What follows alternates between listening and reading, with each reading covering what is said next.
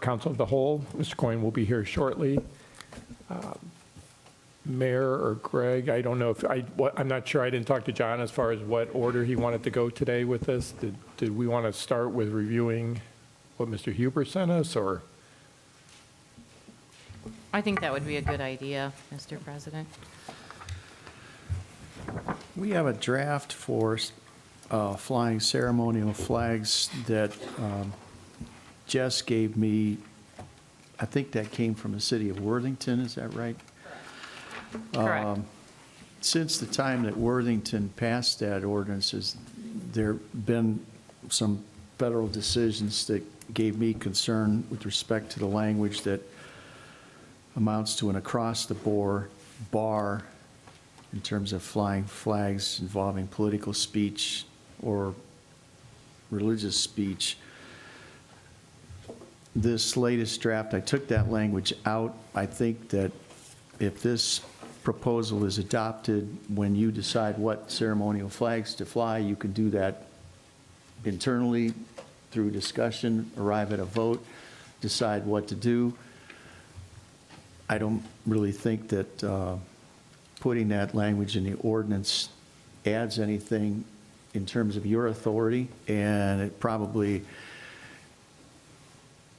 makes the ordinance more subject to attack if somebody decides they want to, along the line of a couple of the cases that are a little more recent on those issues. So I took that out, and I added language that requires if there is any ceremonial flag to be flown up on the square, it should be a flag that's purchased by the city council, so there's a clear, bright line that this is your decision, your speech. You're not accepting flags from anywhere else. This is all your authorized flag, and makes it pretty clear where the council stands if you do that. I think the last time we talked about this, there was some discussion about the fact that we lease the square. My thought with respect to all of that from the very beginning has been that if the council decides to adopt a ceremonial flag ordinance, makes sense to let the county commissioners know, advise as to what the thinking is, and if they want to weigh in, they can. They may not want to, but it's appropriate, I think, to at least advise them.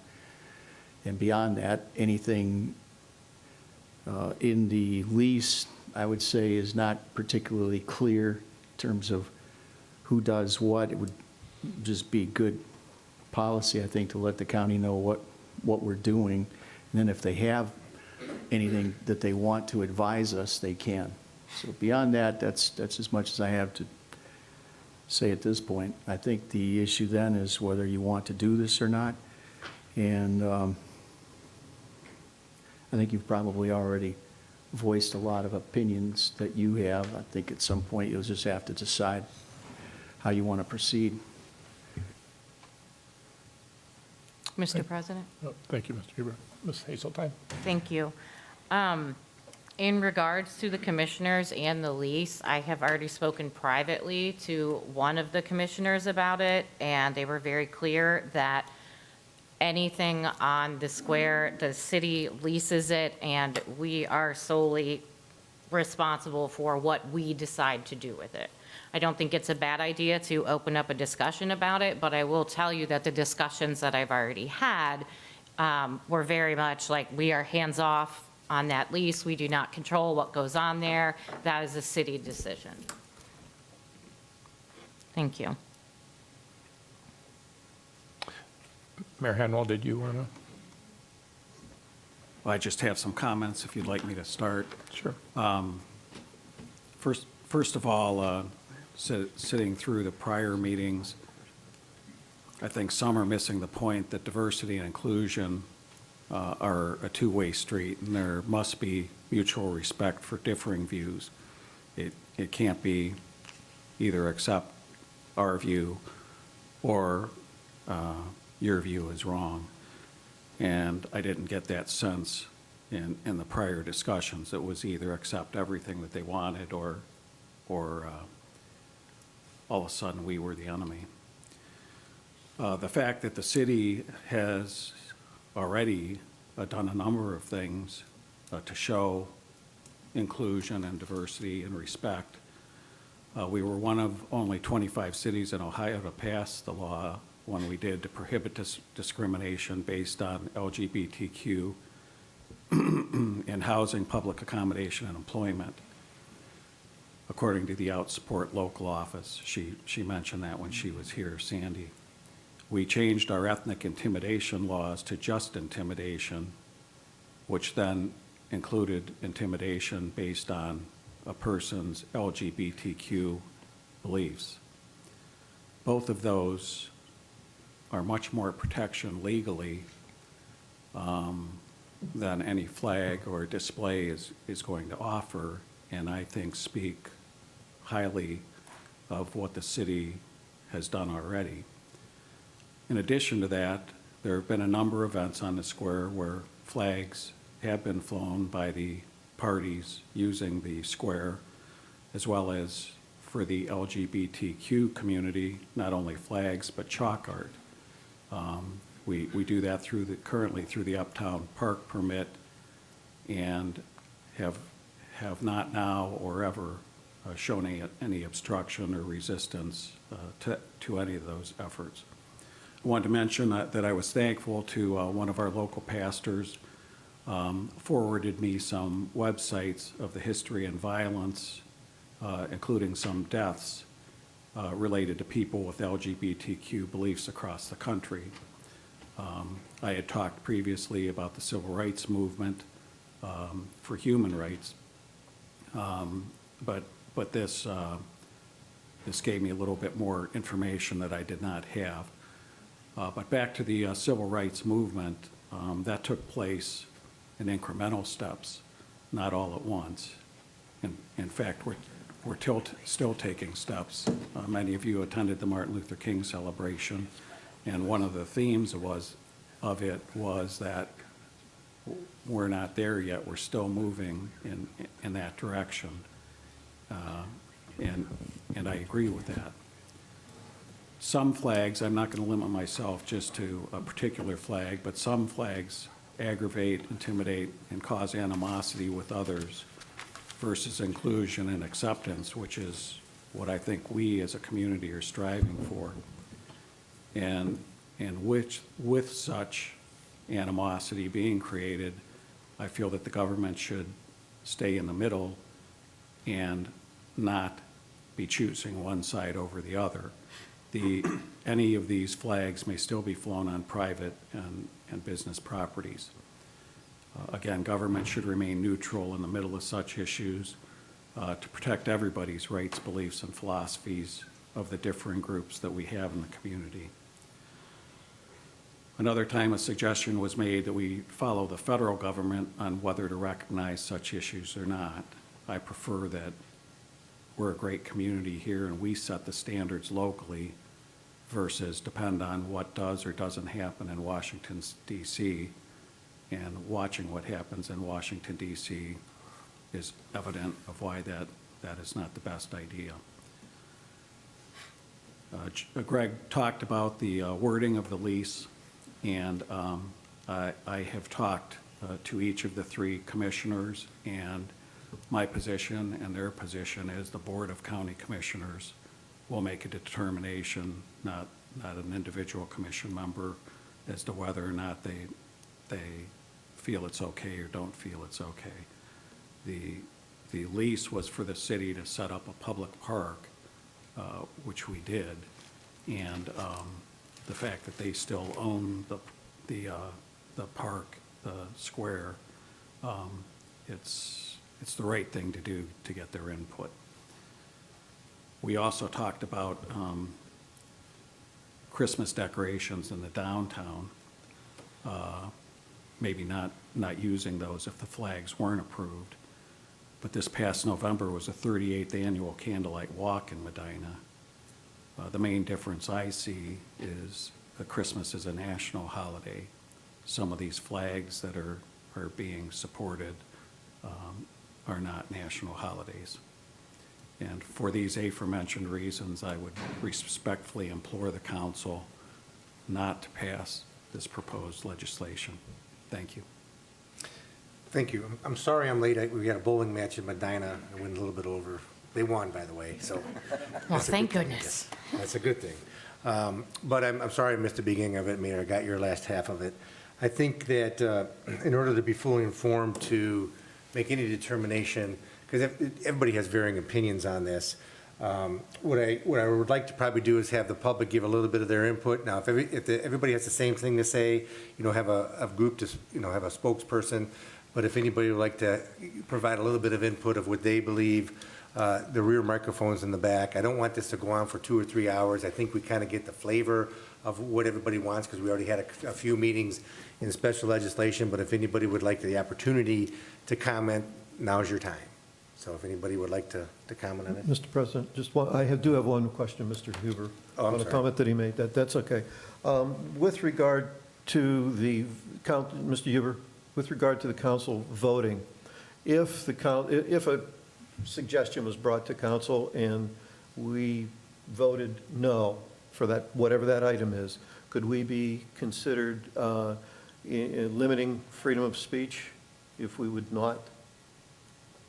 No, it's government speech. So your question is if you, this is a ceremonial flag Correct. ordinance. There's a few cities that have passed this ordinance. We're considering it. Your question is if we decide not to pass this, is that? No. If hypothetically, if this passed and a suggestion to fly the Greg Huber flag came up, and we chose not to fly the Greg Huber flag, would we be held in limiting free speech? And Greg Huber could be anything you want. I kind of like it. I would like the Kimberly Marshall one. Basically, this whole area is a gray area in the litigation. If the First Amendment rights are not clear-cut, it's an area that's still developing. So it's a possibility that somehow a proposal could come up and it gets voted down and somebody is upset and they could file suit, because that's how these cases start. And that's the best I can tell you, because as a result of this, have spent a fair amount of time looking at First Amendment law, which I find interesting. And across the United States, in the federal district and federal appellate court level, there are differing opinions on these issues. We have different judges who are coming out on opposite sides of some of these kinds of issues. So say that, no, we would never get into any litigation, probably would be stupid on my part. And so I'm going to tell you, well, it's a possibility we could end up having to defend ourselves because somebody is upset. And this is a hot topic area. It's divisive in some respect because people have strong opinions about LGBT behaviors, and whether that's right or wrong, it brings out a lot of strong opinion both ways. And that's why some of the cases have happened that have happened so far. So that's the best I can tell you. So far, the cities that have passed this legislation have not been sued.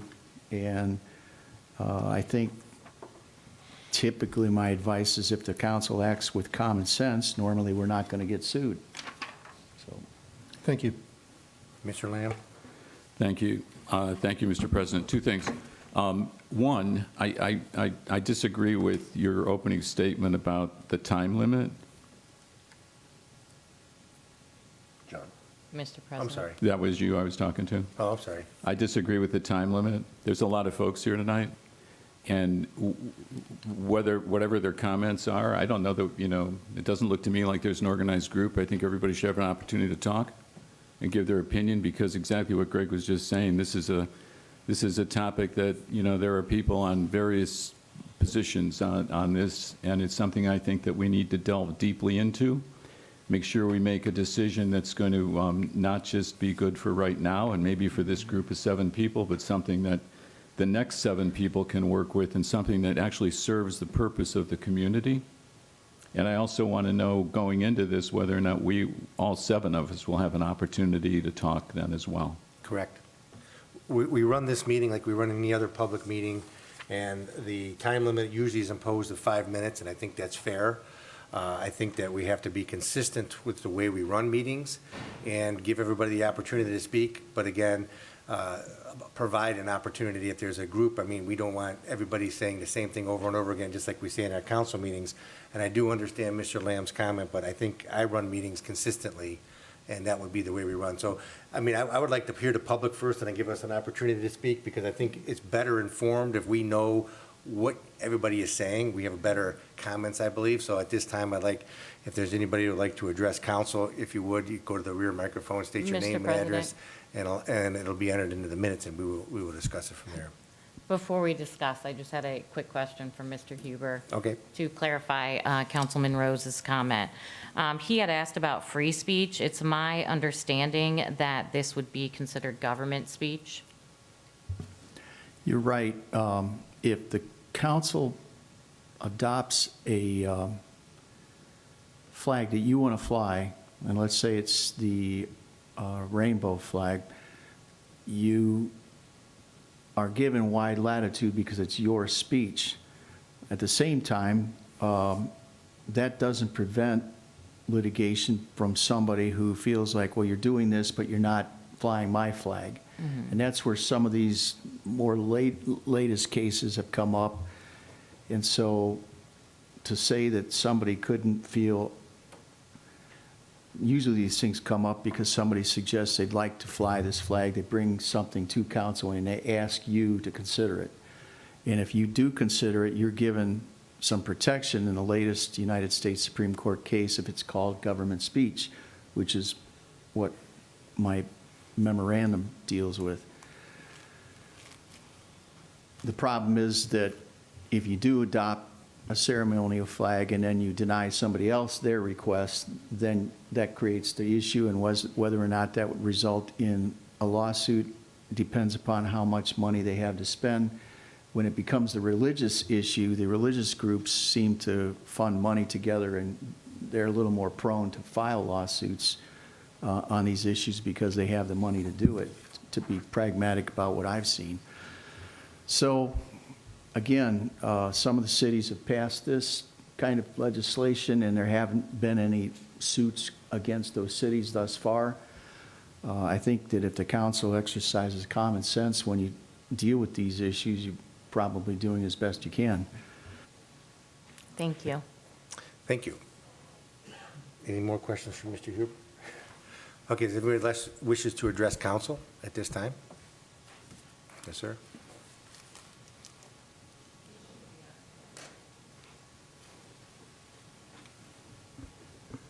My name is Scott Jenny. Do I need my address and all that? 821 Dogwood Trail, Medina. To me, this is a pretty simple issue. And the issue is that you guys, in your position, are subject to special interest groups. However you want to say that, okay? If somebody comes to you, lobbies you hard, whether you agree with it or not, and gets you to agree to it and put a flag up, whatever that flag is, military flag, religious flag, any flag, pick a flag. That flag only represents one group. It doesn't represent the people of Medina as a whole. It doesn't represent our city, okay? And sitting here listening to this, it just sounds like this can continue ad nauseum, okay? Once we put up this flag, another group's going to want to put up another flag. Some people are going to agree, some people are going to disagree. At the end of the day, it doesn't represent everybody. In my opinion, the only flag that represents all of us, past, present, and future, is the American flag. period. That flag should fly. It should not be taken down unless it's faded, ripped, torn, and it should be replaced. Because we're all Americans, and that's it. I don't see how we can get out of this circular reasoning that's attacked Washington, that's attacked our country, that's attacked the world right now. We're Americans. We should fly the American flag and be free from all this stuff. Thanks. Thank you.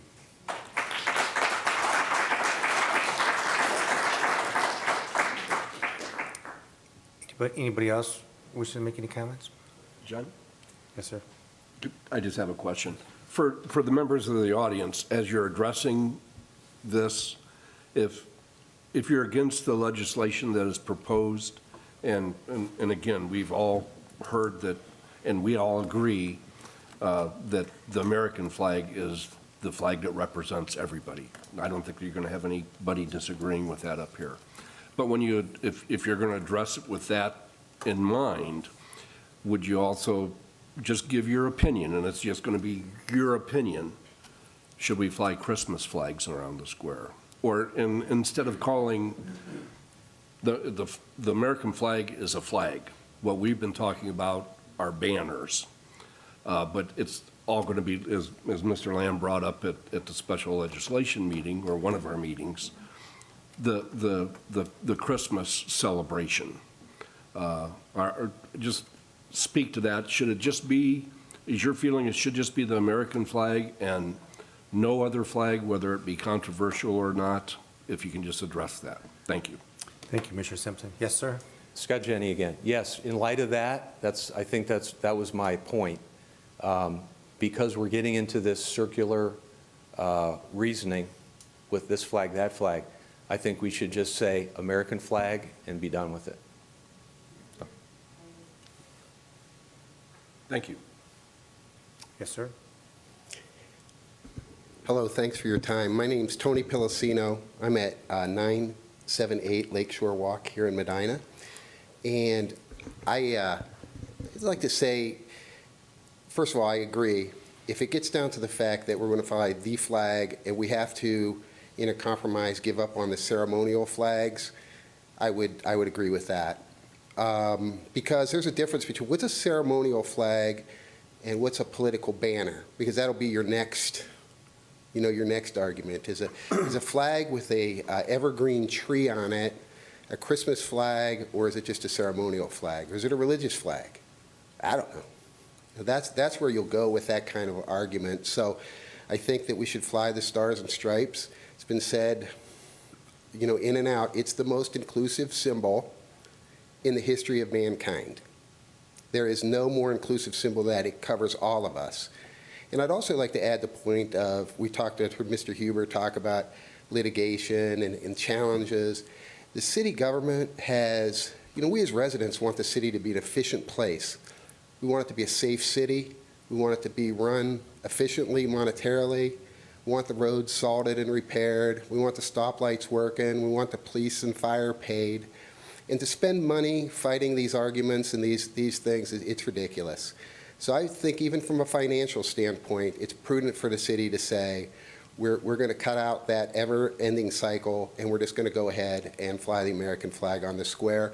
All other banners, all other causes, all other anything can be celebrated, demonstrated, spoken under the banner on the square, as is done all the time. We've seen it without end over the last couple of years, and that is really what inclusion, and that's really what America is about. Thank you. Thank you. Mr. President, Is there anybody else that wishes to address council at this time? Yes, sir.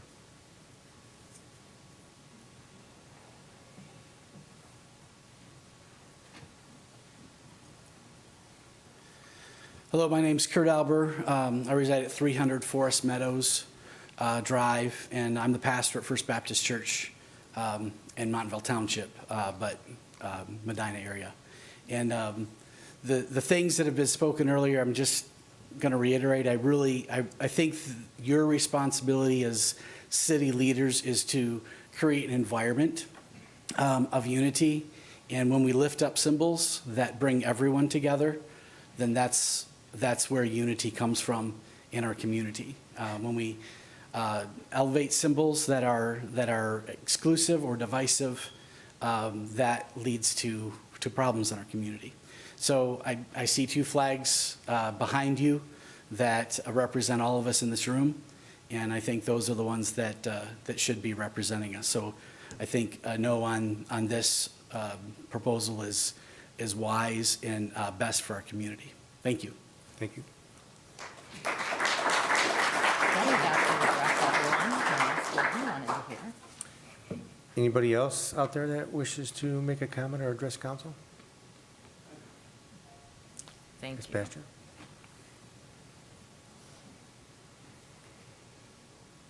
Do I have 30 minutes? No, I'm just kidding. Good evening. My name is Pastor Ruffin. I pastor the Second Baptist Church here in the city, 451 Bronson Street. Ever since I moved here, I've been hearing that Medina is the place to live. It's such a great place. You want to move here, bring your family here. Most of you know, ever since I've been here, the main thing that I promote is unity. That pushes me. That does something. So let me take off my pastor's hat and talk as a citizen, if I can. I noticed that all the meetings, or the majority of the meetings I come to, we're going to always be divided. We are. We're not going to always agree. But I think what hurts me the most is if we don't agree with each other, we dog each other, we call each other names, we talk about each other, we walk out of here, we backbite each other, but we want to be a community that's united, and that doesn't work. So what unites us is being able to agree when we disagree, if that makes sense. My thing is, if I'm doing something that's going to offend my brother, I won't do it. I don't care how much I love it. I don't care how much I want to see it done. A flag is not going to define who I am. If I don't get to hang the Juneteenth flag, it doesn't make me who I am or who I'm not. I'm march around the square with it if I want to use it, but I don't have to hang it.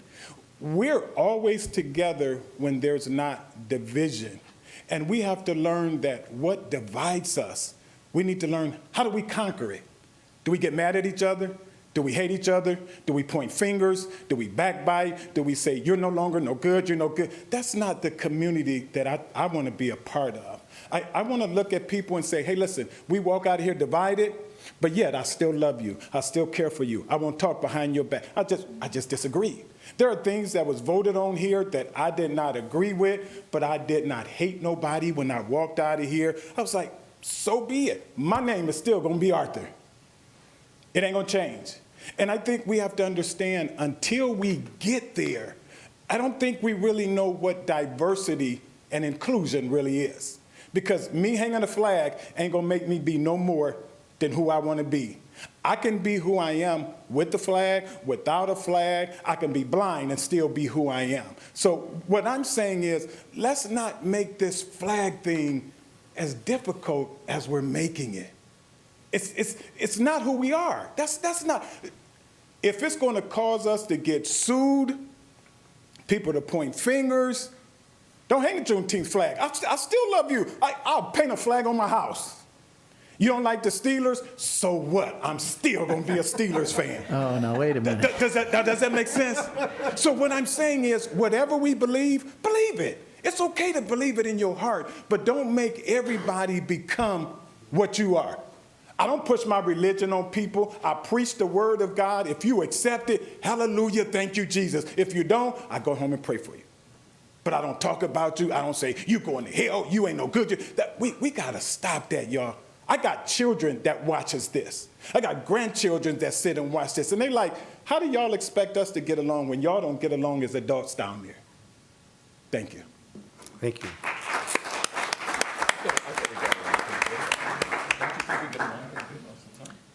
Anybody else? How about members of council? Who would like to start? Reggie? I'll start.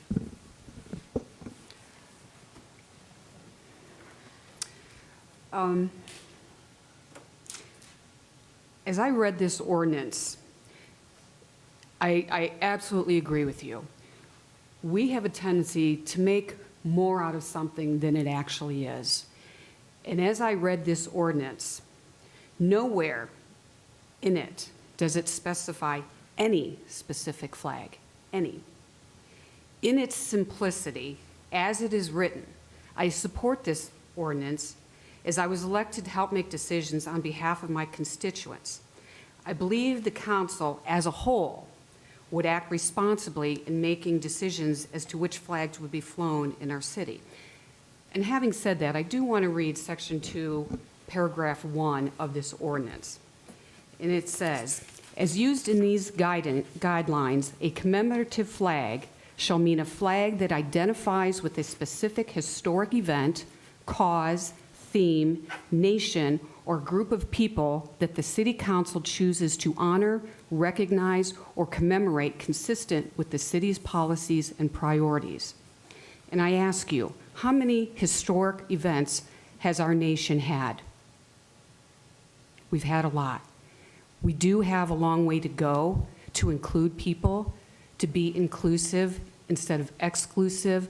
But as I read this, nowhere in it does it specify any flag. And within the conversations that we've had here in this room, no one ever said we're going to take down the U.S. flag or the state flag. No one has said that. Thank you. Thank you, Reggie. Anybody else? I'm assuming everyone on council is going to be given the opportunity to speak. Yes. So I would like the opportunity to listen to everyone else before I speak. Okay. Any future? Yeah, I have mixed emotions. I mean, I agree with everything that Reggie said. In my almost 20 years of being on council, people get sick and tired, especially people on the dais here, of me telling the community to be kind to one another. And I truly mean that. I think that one simple act of being kind to one another can move our country forward, or I wouldn't keep saying it. I hope and I pray that it would become the norm. It hasn't. I'm going to keep saying it. I'm going to keep reminding people to be kind to one another. Just as much as anybody else in this room or on this dais, respect the American flag and think that that's the flag that should be flown on all public property. I agree with that. Where I'm struggling is as a lot of people on this dais, support the LGBTQ community. And I don't look at the rainbow banner as a flag the same as I look as the American flag or the state of Ohio flag. I don't look at it as the flag. I look at it as the city of trying to become more inclusive as our country to try to become a more perfect union. I look at it as that short period of time for people that have felt less by their community of this body being saying, no, you're not less. You are the same. Whether I agree with your cause of having a month or a week or a day for this, but I agree that I know they have felt less than normal forever. People have lost their lives trying to hide their sexuality. To me, it's a shame. So would I be against having a banner? Maybe it shouldn't be on the same poles that the American flag's on. Maybe, I think we could compromise, which I think is what is missing in our government, not so much the city, but the state and national government, is we've lost the ability to compromise, as Pastor Ruffin said. It doesn't make a difference how you actually feel, as long as you, I mean, how you feel about one argument. It's that you can still respect and care for the people that disagree with you. And hopefully in return that they could respect your opinions. So I look at whether it be the LGBTQ, the Juneteenth flag or banner, I look at that as something as helping people be recognized by our community as our equals. That's the only thing that I look at.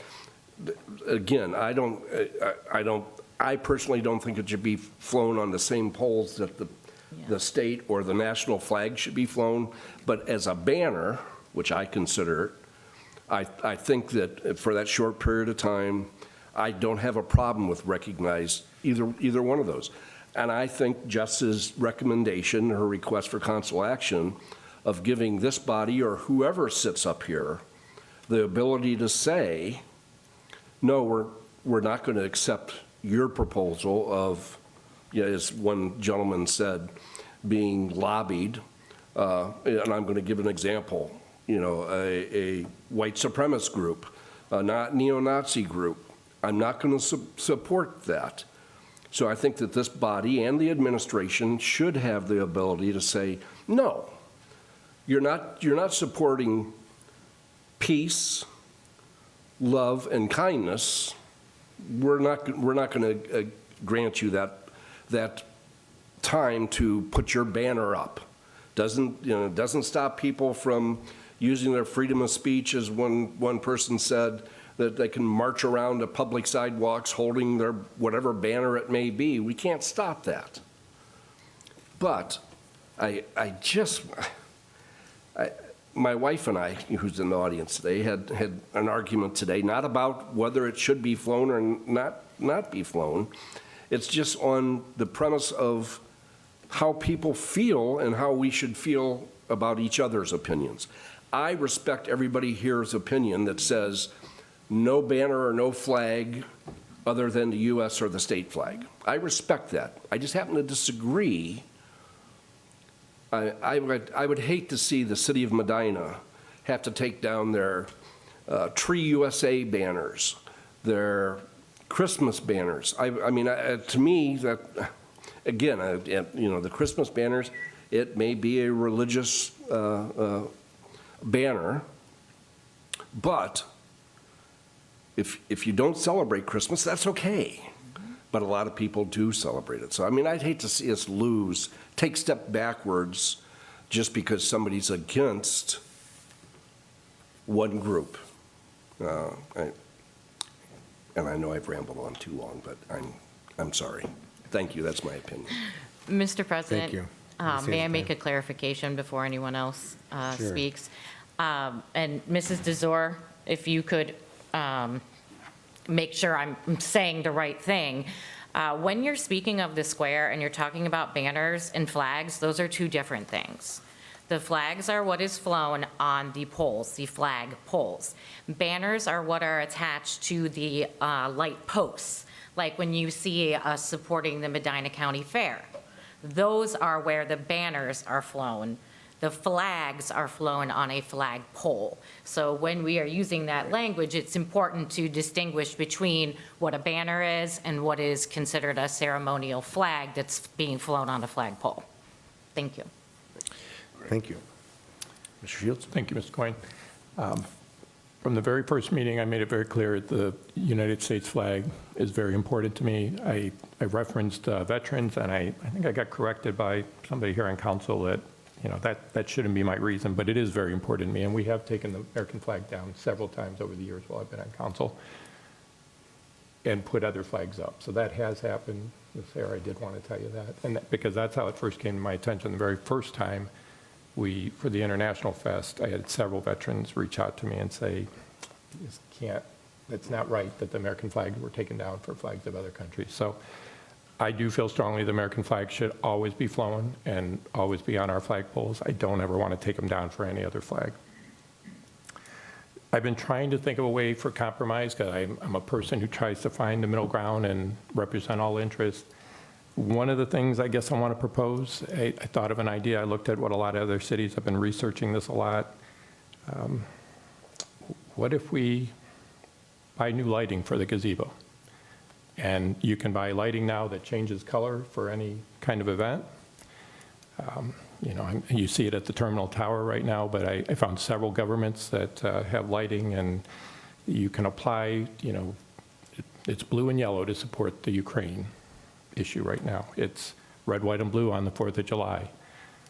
You can make it any colors you want that represents anything, and I think that's more in line of what we've done over the years when people have wanted to have a rally in the square, or they wanted to put ribbons on the gazebo. I can think of, you know, many, many different organizations, nonprofits, who wanted to hold a rally, hold a kickoff to an event, and they asked to put ribbons on the gazebo. And I thought, maybe this is a way that we could still represent interests, show our diversity, show our support of different causes, but maybe not have all this disagreement, and at the same time, still have the American flag fly at all times. I came through the square tonight coming here, the American flags are up there, and it made me feel really good to see those American flags flying on the square. I think it's so important that those are always there.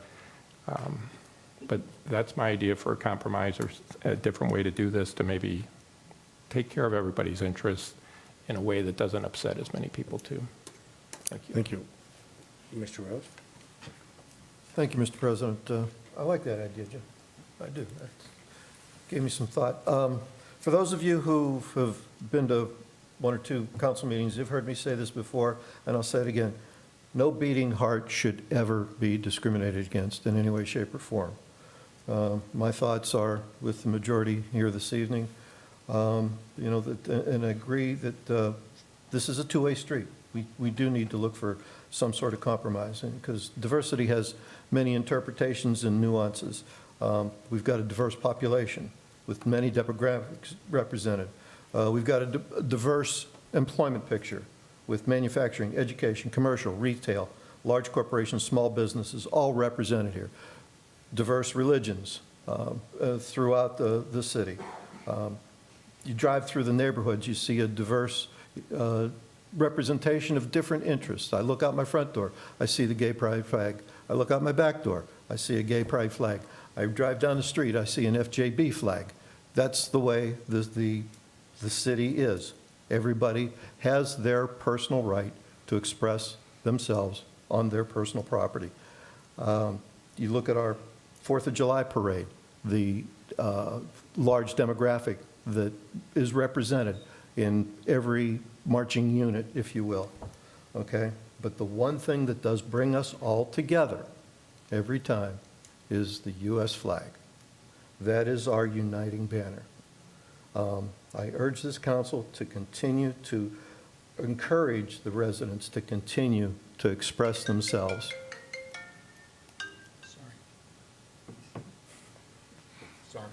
Continue to express themselves on their private property, however they wish. You may not agree with it, but it's their right. Keep us all, and most importantly, let the citizens of Medina keep Joe Biden's promise to unite this country. Okay?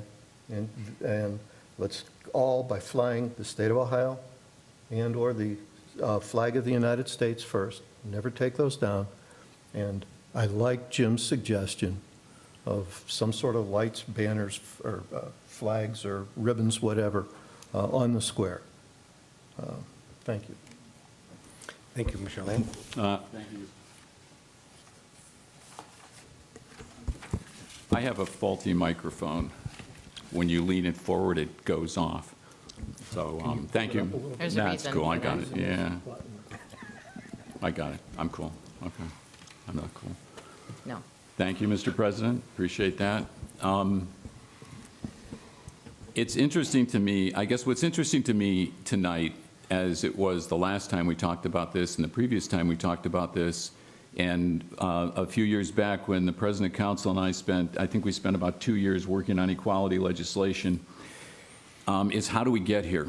How do we get to where we are tonight? that we're talking about the flag. And it always comes back to me that there are some things, Reverend, that, you know, I enjoyed what you had to talk about, but there's some things I think you really just can't find the compromise on. You know, I mean, Jim's talking about compromising, and I know that's a good way that we want to work. Being pragmatic and trying to find that middle ground, that's when we do our very best on most issues. But as somebody spoke, many of our issues are things about salting the streets, providing water, police, fire. Those are the things that we do. And in budgeting and in allocating employees, those things you can usually find a middle ground on. Some things I think you just can't find the middle ground on. I mean, there was no middle ground on drinking fountains for whites only. None. No middle ground on indigenous people couldn't vote into the 20th century. No middle ground. No middle ground on women couldn't vote. No middle ground. Some things I think you just have to say, okay, we need to make a good decision. I don't know that I've ever been lobbied to do something I didn't want to do. I've generally always been somewhat of a boat against the current on a lot of issues because I think it might be the right thing to do. Maybe it was, maybe it wasn't. But I think this whole issue deserves a much deeper look into who we are ourselves and look at the word community. You know, the word community is about we share common values. We share common values. When we worked on equality legislation, hundreds of people showed up in this room and were against the equality legislation. That was not a sharing of common values. That did not, to me, describe community. When we first brought this, I think Jess first brought this issue up about the flag, the room wasn't quite this full, but every single person that spoke against flying that pride flag and that we should only have the American flag. When I was mayor in 1982, we flew the flag of the Soviet Union on the firehouse, on the square, because high school students were here from the Soviet Union. And not one person raised a voice opposing that. When Main Street Medina had the International Festival, we had flags from all different countries, including Iran and Iraq, and no one raised the issue. And more recently, and I'm not really sure the mechanics of how decisions are made about what flags to go up to today, up to right now. But at the meeting that we had previously, it was expressed by council members and the majority of people here, only the American flag. And just weeks later, every single light post in the district and beyond, we got the trumpet flags. And I heard from not one person. I got not one phone call about why all those trumpet flags went up. The only time I've heard the issue ever get raised was about the pride flag.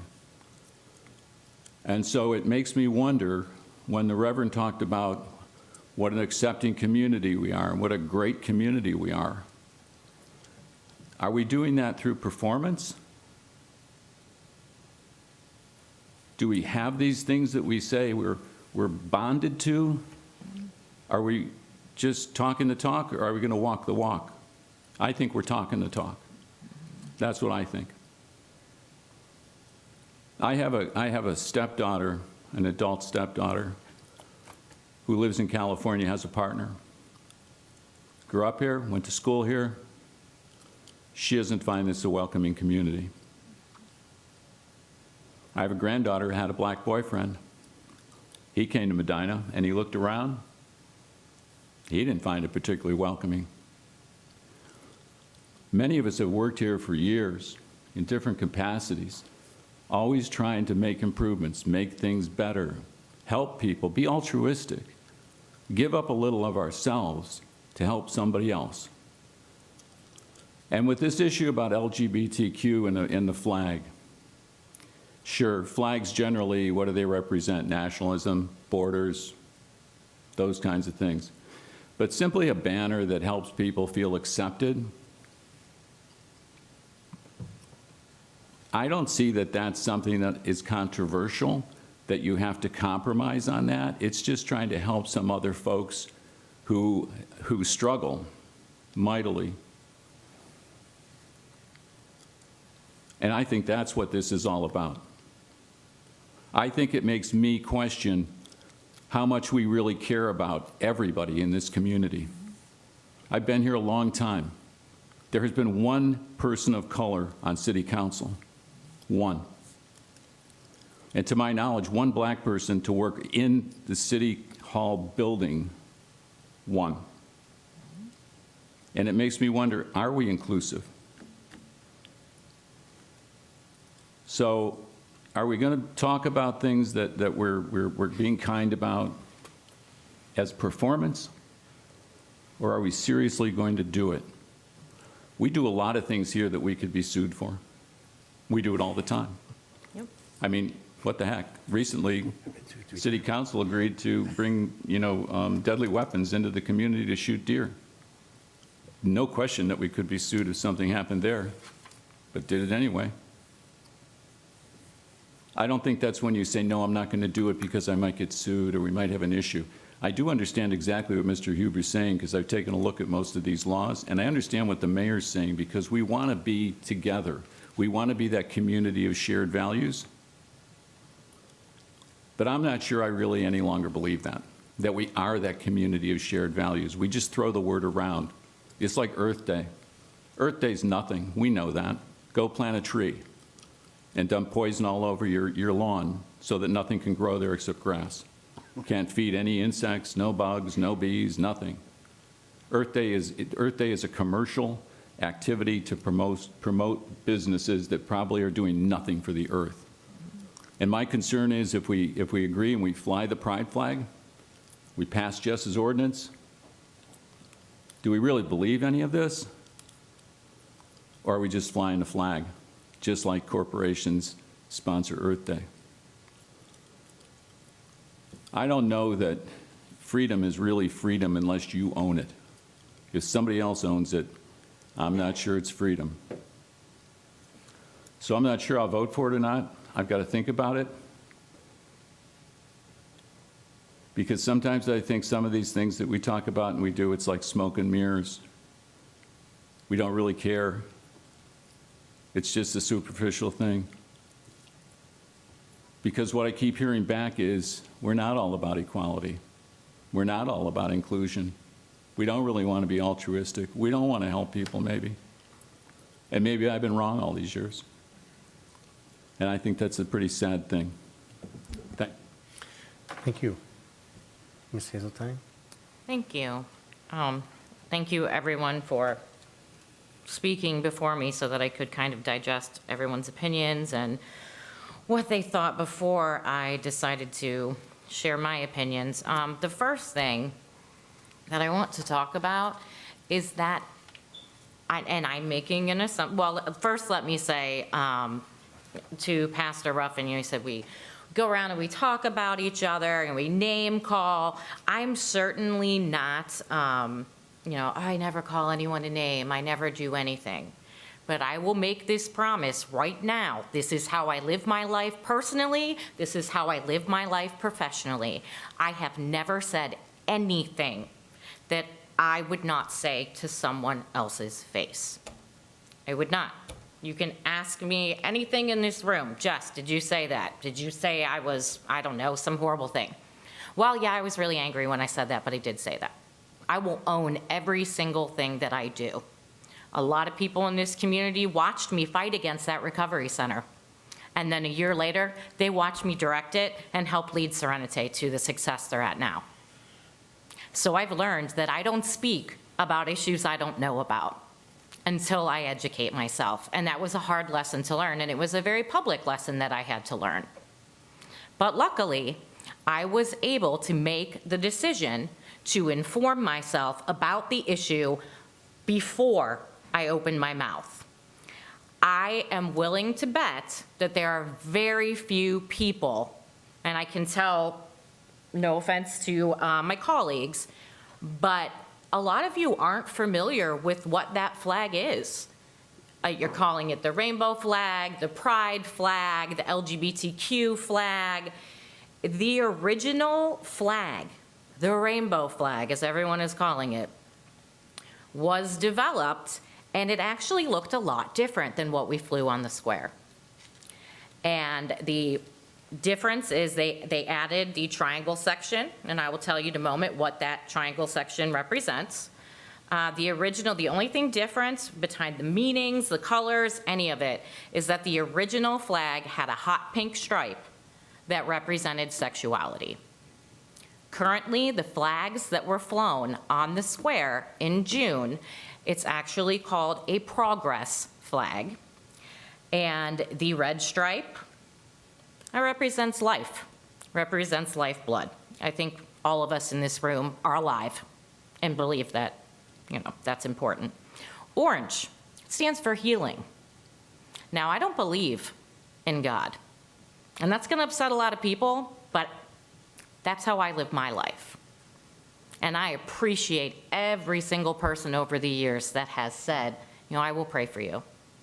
Because they believe in their hearts that that's the best thing they can do for me, and they're trying to be kind. And I say, thank you. I will take all of the prayers I can get. All of the warm thoughts you can send my way, I will gladly accept them because you mean them out of kindness. Healing is something that this community needs right now, and it's represented on that flag. Yellow represents new ideas. This might be a new idea to a lot of people here in this room. Green is for prosperity. Prosperity can mean a lot of things. Most people think of it as wealth.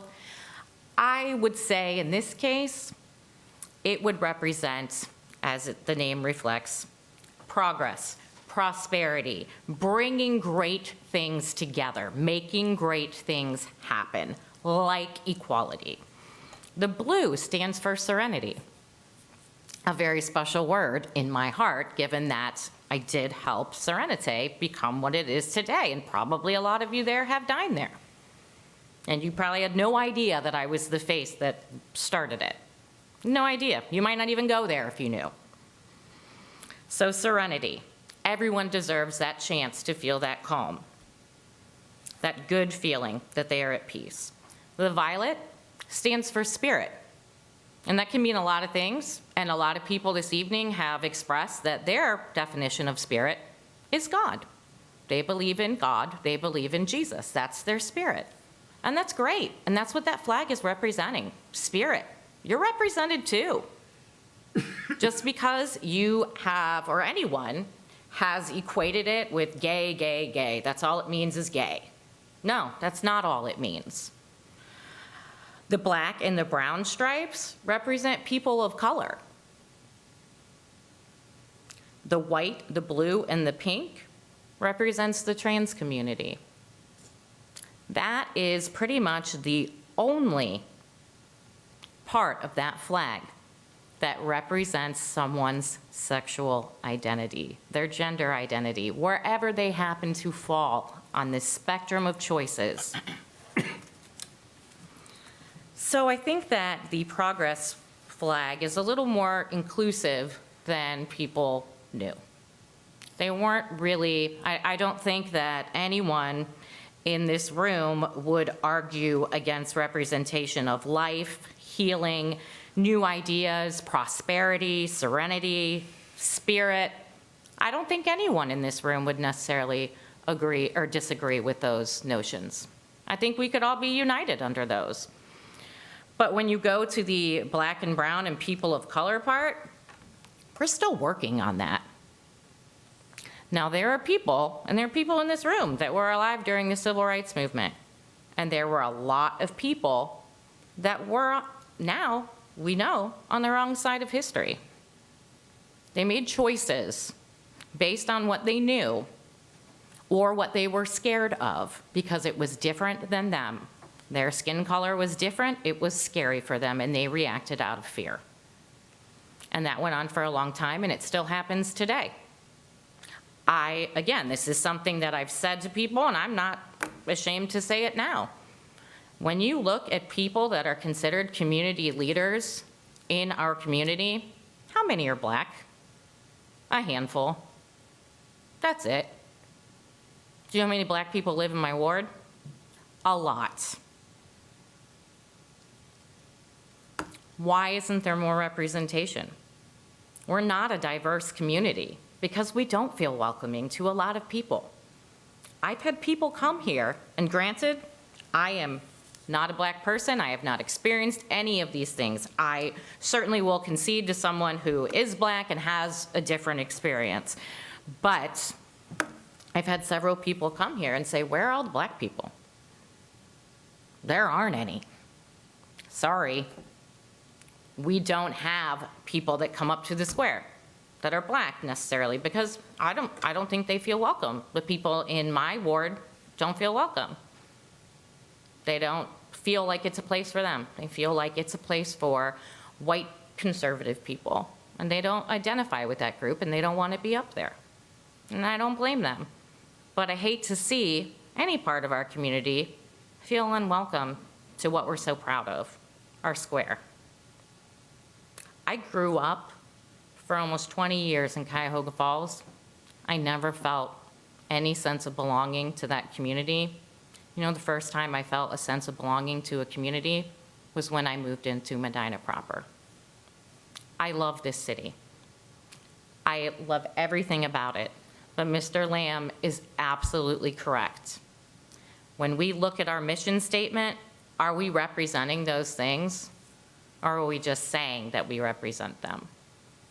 Or we pass some legislation that's good enough? I don't really think it's good enough. Let's go back to the education thing. The mayor shared that he recently became aware of what I assume was Stonewall. To a lot of people in this room, I mean, I don't think that they would know what Stonewall was. That was basically those people that marched in a pride parade expected to be dead by the time they reached their destination. That's the level of hatred that has been displayed and continues to be displayed to the LGBTQ community. And if everything I learned in school and have continued to learn is correct, the black community was subjected to that treatment too, and they still are. Do we think that's okay? What makes a black person is just as different from me than an LGBTQ person. I'm not scared of them because they look different than me.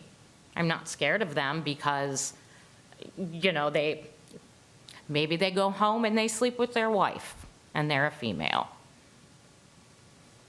Someone that brings them love. A lot of the responses, I feel, are highly based on religion. I have read every religious textbook I could get my hands on in my own personal journey to determine what I believe in, and I have never found anything that says, Jesus said, love everybody, unless they're black or poor or gay. No. Everybody means everybody. Is there a different definition of everybody that I'm not aware of? I don't think so. Everybody, no beating heart, should be denied the right to equality. Going back to the black community, which is, again, Juneteenth was the first time that we flew those flags. And as Mr. Lamb pointed out, nobody complained about those because we've made progress in the civil rights issue. How does progress in the LGBTQ community happen? Do people like us as leaders have to make hard choices and have hard conversations? Absolutely. Do we have to open our minds and our hearts to other people's opinions and respect them? Absolutely. But a lot of times that doesn't happen, and I'm guilty of it myself. You get very passionate about something that you believe in.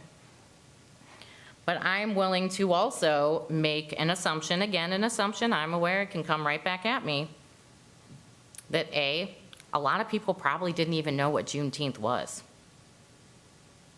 until they saw it, or they saw maybe like an article, or they saw the weekly news that had Pastor Ruffin and his wife on it. Probably didn't even know what it was, because it's different from them, and why would you learn about something that's different than yourself? I bet a lot of people in this room are not familiar with the Little Rock Nine.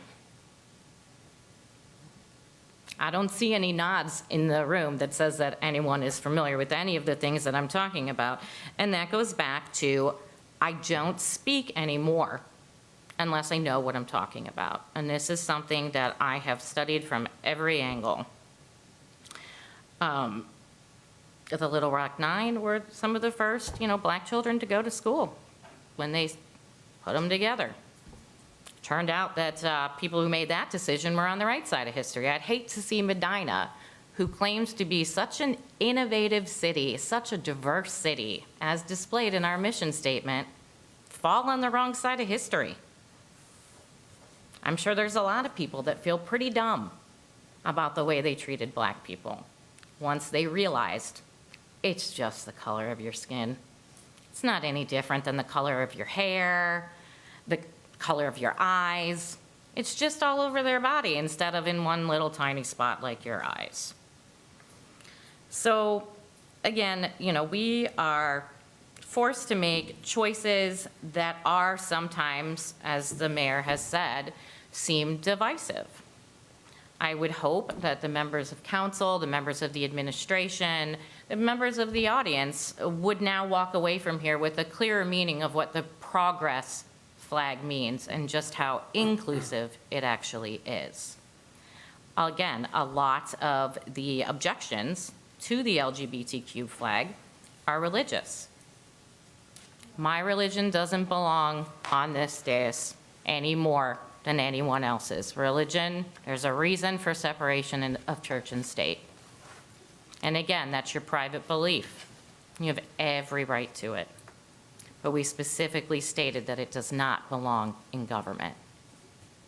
The LGBTQ community, it's not a religious issue. It's not. People are born with that. They're gay, they're transgender, they're born in the wrong body. I can't even begin to imagine the feeling of looking in the mirror and seeing a female face, of seeing breasts, of every time I used the restroom, seeing what I felt was the wrong part for me, the wrong body. Can you imagine being a child and having these thoughts and not just feeling so ashamed? And I imagine that when those Juneteenth flags went up, there were probably a lot of black children. I would ask for respect from the audience, please. That there were a lot of black children that thought, oh, other people know about Juneteenth. This is cool. Because I can tell you for a fact there were a lot of members of the LGBTQ community that thought, wow, Medina is really progressing. They are really trying. Yeah, I thought we were until this happened. I thought we were making progress with our legislation. I sit here because I want to see those important changes happen, and I want to be a part of it. I want that diversity to actually be something that we practice, as Mr. Lamb said, not something that we just talk about like our mission statement seems to reflect. The mayor has stated we passed the legislation. I would like to let the public understand more fully that the chalk art events for the last 2 years have been sponsored mostly by myself and Out Support. And to be able to do that had nothing to do with the public park. I had to approach the police chief and ask him, can we write in chalk on the public sidewalk? And he said, yes. He said, you can write on, it's public sidewalk, it's chalk. You do whatever you want. Nobody ever invited us to the square and said, hey, you can use the whole square to celebrate, Nobody said that. They said, yeah, you can write on the public sidewalk. So I took it and ran with it. With the support of Out Support, the Medina County Health Department, Hope Recovery Community, those are all organizations that I think a lot of you respect. A lot of you have utilized the services of those organizations. It's not just me that feels this way. It's a huge amount of this community. And if you would take a moment to recognize that there are people that are different than you, and that's okay, I think you might have a clearer perspective on it. Thank you. Thank you, Jess. Mr. Huber, I just have a couple questions for you. After hearing everything we're talking about, I mean, everything's been focusing on really the flying of the flag, which was spurred by the fact of the flags that were flown in June. And I guess I'm a little confused. If we do nothing with this ordinance, what happens to all the banners and other flags that are around the city? Do they all come down? I guess, because we have an ordinance in front of us that talks about commemorative flags, and I assume they incorporate banners too. I have a little bit of confusion with the legislation of exactly, are we talking about the Medina County Fair postings that we do on the light poles right outside of City Hall? Or what do we talk, does everything come down except an American flag, and on no government property can any banner or commemorative flag or anything be flown anymore? I guess if we don't have legislation, what does that mean? Well, I think Jess was correct. I think a flag is flown on a flagpole. And the banners, I mean, this is not anything that's been, as far as banners go, it's not anything that's been legislated. There's been any particular direction about it, so it's been a little bit of a free-for-all. So I guess my question is then, if we do nothing and I guess there's confusion, I don't know what this means, all the light poles around the square and around City Hall and maybe in the parks and stuff, does everything come down from them? Or do we just say, well, nothing really happened, so we keep it there? Well, as I Anyone could recall in sue talking us. with Nino, this all started with putting up those bans that, we didn't used to have that, right? The banners on the traffic signal poles throughout, we have 42. Yeah, they didn't used to be around until not too long ago. They did not. That started, Mr. Zur can answer that, when that started with the, I think with the bicentennial and then the celebration for the fair thereafter. And there wasn't any direction about it, it just came about, and if you want to institute some direction about it, you can.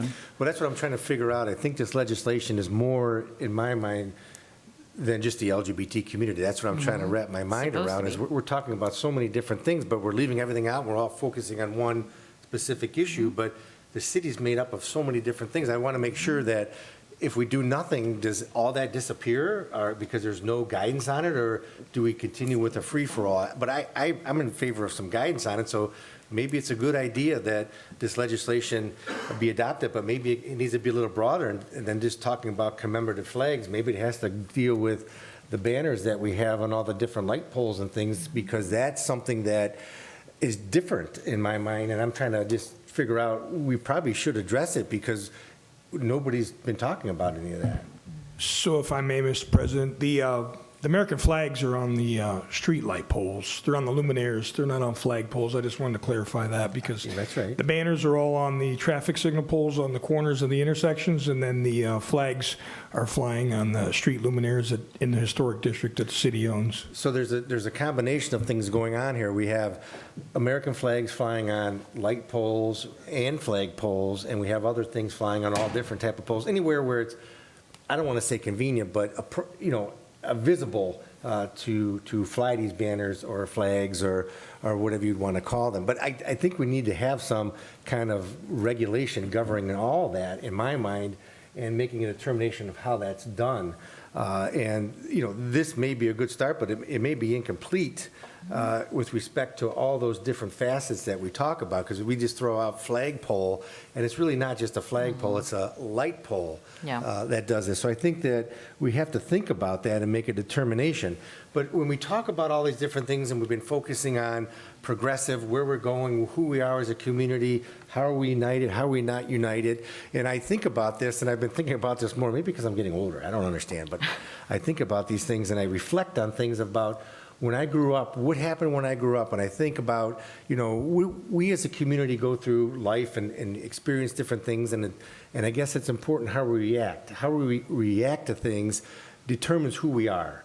And going through high school, you notice, everybody's noticed it going through high school, either been bullied, saw people that are bullied, that goes on every day. Why does that happen? And I think about, when I watch movies, you start thinking about these things, and, I hate to start talking about this, but I think about it and I wonder, well, why does this happen? Why do people get picked on? Why, is it an individual person? Is it a group of people? Why are there why does this happen? And I come to one conclusion after watching this, and you may agree or disagree, of course, but I got this from watching The Accountant, and most people maybe don't watch that. It's kind of a violent show. But I watched one of the scenes they talk about. The one father was talking to his son who was different. And he was saying to his son, son, they don't like you or dislike you. You're different. And people are afraid of different. So that's why they're picked on. And it's either a person or a group. And it made so much sense to me that when you think about this, you go, when you look at yourself and say, well, why do things happen like this? And usually happen because people are different. Things are different than you, and you think about it and say, well, when things are different, people are afraid of different. People don't know how to handle that, and they have to come to grips with it. Whether it's in high school being bullied, growing up, different races or whatever. And it makes so much sense when you think about it. It's like, well, why do we do that? And it's human nature. And until we come to a realization of ourselves, we can never grow. And that kind of brings me all around to the city here. What are we doing this for the city? And we talked about the vision of the city. We talked about different things, but it's really, we have a strategic plan of the city. And when we look at our strategic plan, we have goals. And there's all different goals of what we want to be and what we aspire to be as a community and how we want to guide ourselves in the future. And you're never going to get there fast. It's always baby steps, and I understand that. But the goal is, where are we heading and how do we get there? We have to get there one step at a time, that I look at it as. And every decision we make on council here over the years has had that strategic plan in mind of where do we want to go. And the biggest strides that we made is the square. The square used to be vacant. The square used to be more desolate. I remember coming to the square and there was nothing. And half the stores were empty, and it's like, well, why is that? What are we doing? We don't make it inviting, and we try to make it inviting. We pass legislation, we pass budgets, we made improvements to make things better. And I think this is part of it, because I'm a little concerned that as we go through this, if we do nothing, what happens to everything else in this community, city? We have all these different things going on. We want to have the bicentennial banners. We want to have the fair banners. We want to have these things. I don't want those to disappear. I mean, we have arguments over the flag, whether called the pride flag or the progressive flag or whatever it is. We're arguing over things that, hey, we're forgetting about everything else. Why do we focus on one thing so much? I think that they all come together and we have to make decisions. And I kind of think that we need to do something now, because I'm a little concerned about everything else that we're missing. And we are all adults, and we have to make decisions based upon what I believe is reflection of ourselves. And that's kind of a full circle going around to what the vision and the goals of the city are, but that's who we are. And I think I've been on council a long time, and I've been involved and I have seen many different things happen, but I think the city overall is going in the right direction. I think that, and he's the second longest serving member of council. We've come a long way, and we have a long way to go, but I think things are getting better. Not everybody agrees with it. It's never going to happen. I usually always say, well, what's the best decision? The one where you make the most people equally unhappy, because evidently we're going in the right direction if that's the case, because no one group is winning. We're all moving in a centrist kind of way. So I don't know, Mr. Huber, I don't know what I said tonight, because I said so many different things. But I think I agree with you, John. I don't know what you said. But there is a replay. It's my understanding that nothing would happen. We don't have any law in place, so it would still be a free-for-all. I think we need some guidance, and I think it's always important to have guidance. And I think this is a good start, but we need to incorporate different things with banners, because this talks about commemorative flags, and I don't understand. You have a definition here, but there's so many other things that need to be touched upon and addressed. So I think we need to focus on it a little bit more. And I agree that, Mr. Lamb said he doesn't know. I don't know. I think we need to pass something. I don't know if it's exactly it, but I think we need to have something that talks about these other items, because otherwise we're still doing a free-for-all, and that doesn't really make sense to me. So I don't know if anybody had, Mr. Lamb? I do. Mr. Huber? I had a question earlier, and John, thanks for bringing it up, because it makes it, I think it's an important point. We have talked about flags and flagpoles and light poles, And in thinking back over the last 40 years, it's never been clear to me exactly when we decided that light poles were going to be, quote unquote, whether you call them banners or not, they were going to become flag poles. And that, to me, was the beginning of where we started to approach this issue. I'm not sure why, because generally, light poles like we have downtown, historically, never would have been flag poles except on 4th of July parade. That's when they might have hung something on them. But at some point, we put the bands on, and the place you could stick a flag. Like I said at the last meeting, my father, the fathers I knew growing up, 4th of July, Memorial Day, they got an American flag out, they put it up, they were patriotic, they fought in a war, and they put the American flag out. And then they put the flag away, and sometimes they got it out. They were patriots. They didn't have it out all the time. But this issue of lampposts and light posts, it seems to me that if we're talking about public display, it's display on public property. It seems like we have a lot of public property. So wouldn't a regulation have to include displays on any of our public property? I mean, how is it we display things on places that aren't light poles and aren't flag poles and aren't in the historic district? Who decides that? And wouldn't we want to control that then as well? Well, I think the answer to that question is yes. If you're going to do it, you should probably have a regulation or something in place, because up to this point, there hasn't been any. I can't remember, or Nino told me how these bans got put on. What was it? Who asked for that, and how'd that happen? I thought it was the International Festival. Does that make sense? Medina, Are you referring to the flag holders or the banners? well, those bans were put on. That started it. Was that, For the banners? Yeah. Yeah, that was with the bicentennial that, and incorporated all the intersections. okay. So there was no, this started because somebody thought it was a good idea. The bans on the light poles went on during the International Festival because that was the first time they were putting up 50 flags. Okay. And there wasn't any thought about any of these issues at that time? Those are not bans. The bans are on the street light poles. The flag poles are on the street lights. The street lights around the square are where the International Festival flags were. Right.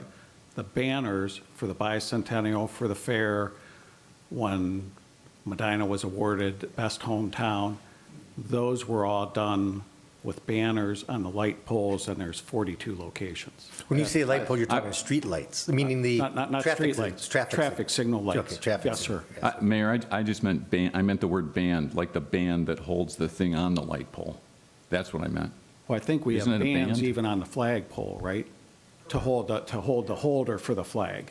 Well, he's talking, there's a flag holder on the light poles, and then there's street light poles, which have the Banners. light signals Right. that you drive on the street. Those are the differences he's talking Right. about. The mast arms, we The call ma- them. yeah, the mast Yes, arms, I guess. yes. That's what you're talking So maybe it'd be a good idea because I think, as you pointed out, this involves a whole lot more than what we have generally covered tonight. Well, we've been focusing on one issue, and I kept thinking to Exactly. myself, why are we just focusing on this one issue? This is not the issue. It's the But one it's the people are issue scared It's of. the issue that brought this to a head, right? Right. So that's the issue, but we were so focused on it, we were blinded about everything else, and that's not how we have to look at everything, I think. I think we can't just look at one thing and make a decision based upon one thing. I think we have to make a decision based on everything. And I agree, council is probably the best arbiter of the decision because we represent the public. We're elected by the public, and we're going to change. We get voted on, we get voted off. So as time goes on, things will change. 20 years ago, it was different here than it is today. I'm 20 just years not ago, sure that, and I hear what you're saying, I'm just not sure, like I said, I'm not sure how to vote, how I will vote.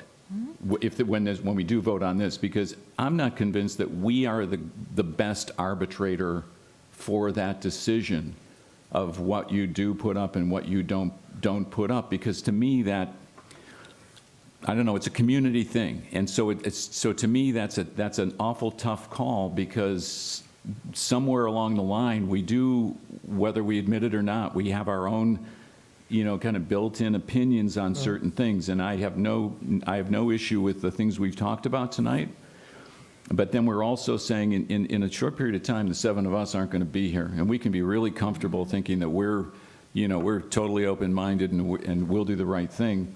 Other folks come here, I mean, to me, this is not a little step.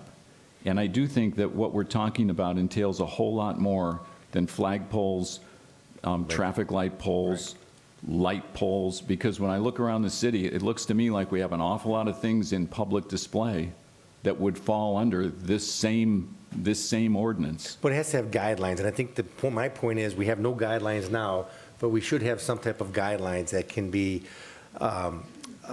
changed, as time goes, because as time goes on, things change. Technology changes, and then you have different ways to project those items, and it's always going to change. So we have to have something in place, and I don't know what that is. Maybe this is a good start, but we have to add to it to talk about what are the guidelines of the use of public property. And right now, council is in charge of all public property, pretty much, together with the administration, that the city owns. So we could put the guidelines out there. At least there's a starting point of where do you start? And then from there, I don't know the answer. Who makes a determination of that? I don't know, but I don't want to make this more complicated than it is, but when I was just sitting here listening to everybody, I thought about all these things, and I said, we're not addressing any of them, and we should be. So I don't know. I'm going to suggest that the guidelines be pretty generic, because as you start to get more specific, then you're going to draw in the people that you choose to put a banner up, and you're going to have trouble with the people you deny. Right now, in this proposed ordinance, you've got guidelines that are actually pretty decent. I agree. If you read it. And in order to address what you're talking about, right, you just need to expand right, commemorative flag to cover banners and the other issues. I don't think it's that hard to fix what Bill is addressing if we go a little beyond commemorative flag. I know from working here and being on the inside that putting all this banner, flag, and whatnot for the service department is a first-rate pain in the neck. Those guys are out there. I mean, I hear about it, so I hear about it, just going to tell you. I know. I understand, and I understand the somewhat of a burden, but I guess the real question is, what are we trying to accomplish? And I know the burden's there. I know the Christmas lights are somewhat of a burden, but I kind of like them, and I think a lot of people do. So we have issues, but we try to do things that are for the betterment of the entire community, and that's kind of what the goal is. Sometimes we don't, but hopefully most of the time we do, because that's what we're elected to do. So I think we should modify this a little bit and work on it. But I think it's a direction that we need to go, because we have nothing now, which is it's kind of scary a little bit, because there's nothing, and we need to have something. Yes, Ms. Hazeltine? Thank you, Mr. President. Just a few things. I agree, you're absolutely right. Nobody complained until it was the LGBTQ flag, because it's different and it's controversial. And that's how change happens. There's going to be controversy. There always is. Everybody has opinions. Absolutely, yeah. And we all agree. We all understand that. Yeah, we get that. But regardless, my main 2 points were, I would like to hear what Mrs. Marshall was trying to say. And then there appeared to be 2 members of the public in the back, and I was... We'll let them talk after. Yes, thank you. We're almost finished with our discussion Thank first. you. But Mrs. Marshall?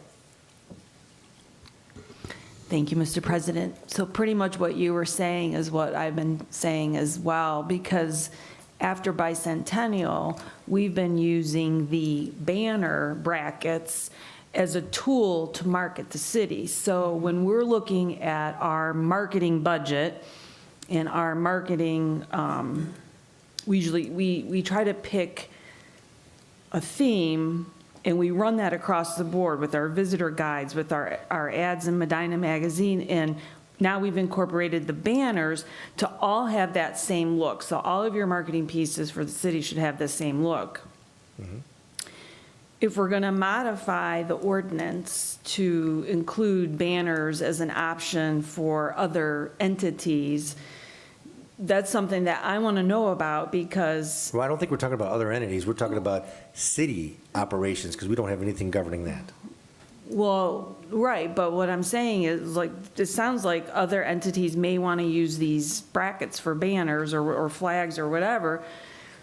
I don't want to spend a bunch of money on our banners, I think there's 42 brackets, or, right? So, and then if they're constantly going to be taken up, taken down for this thing, that thing, then that might be something that we don't want to do in economic development anymore, but again, it sounds like maybe now that it's being thought a little bit more, I just want you to know from our perspective in economic development, we use it as a marketing tool, like, hey, welcome to our all-American hometown, that kind of thing, so.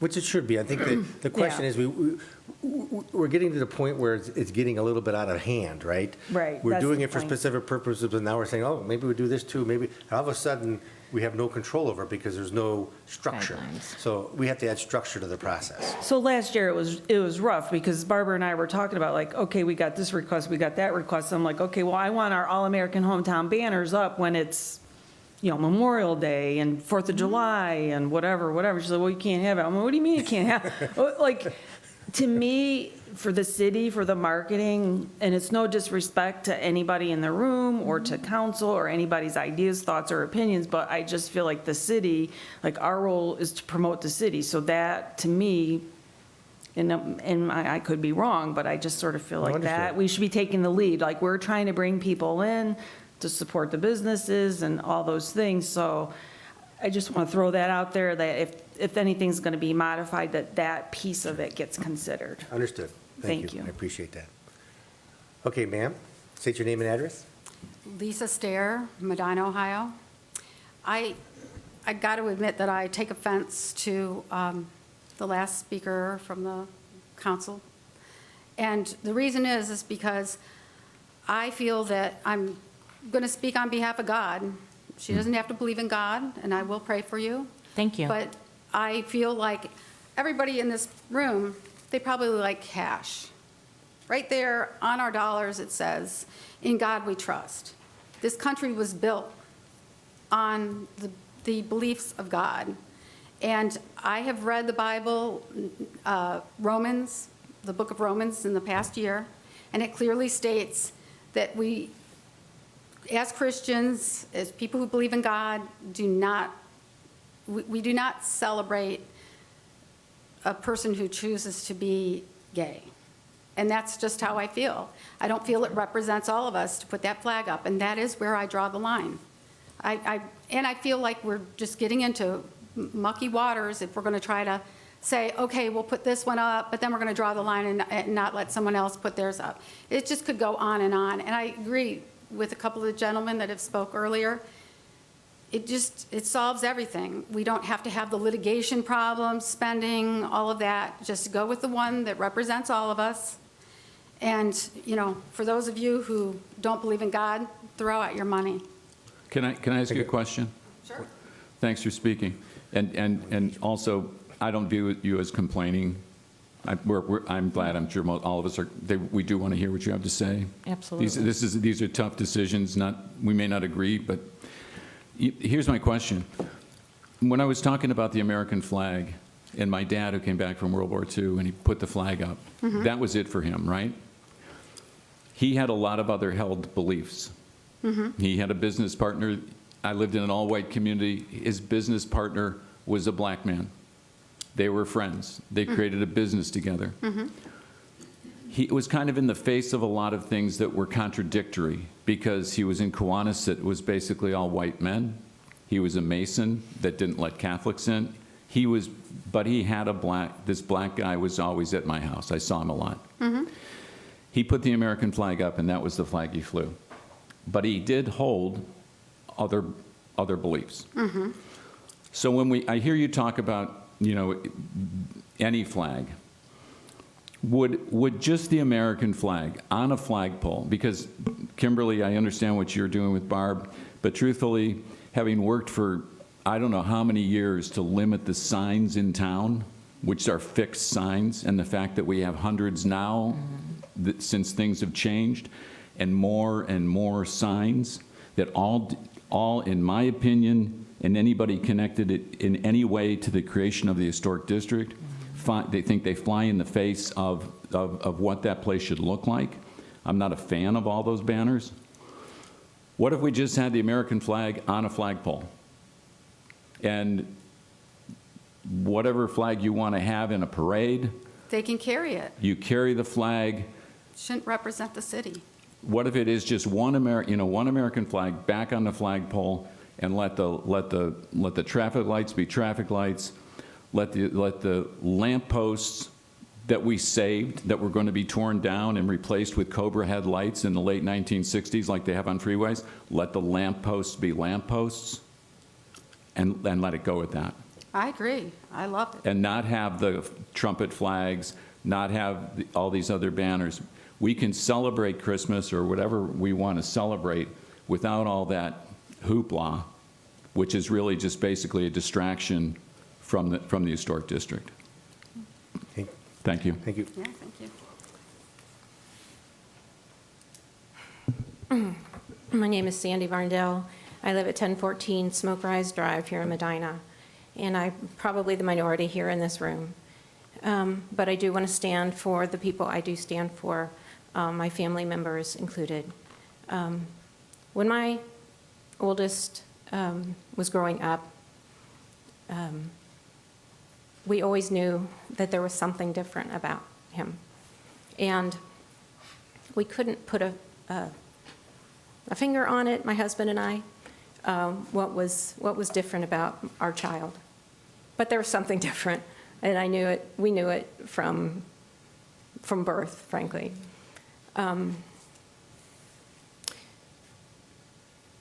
Through school, there were just ongoing stories about the bullying that took place at school because of our child being different.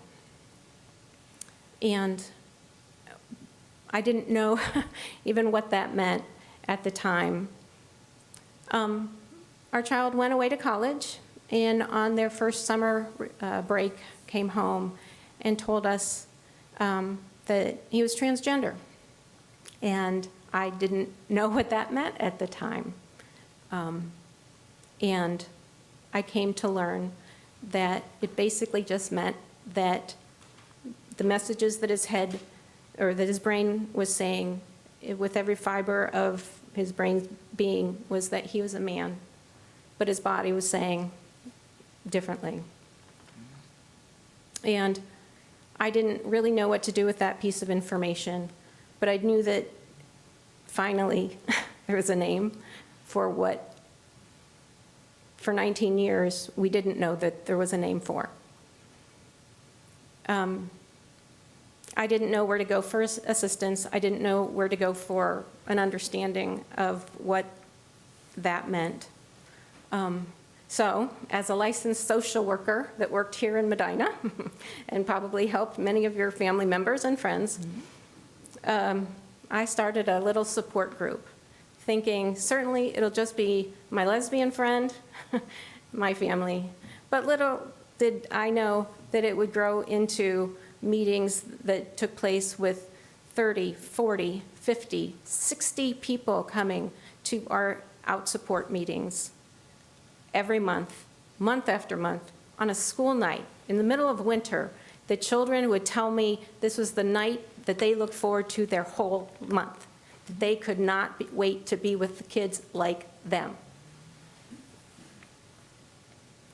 And I came to understand that my family was not alone in this situation, that my family was one of hundreds and possibly thousands of families here in Northeast Ohio who were walking the same journey that my husband and I, my son, my transgender son, and my bisexual daughter were walking.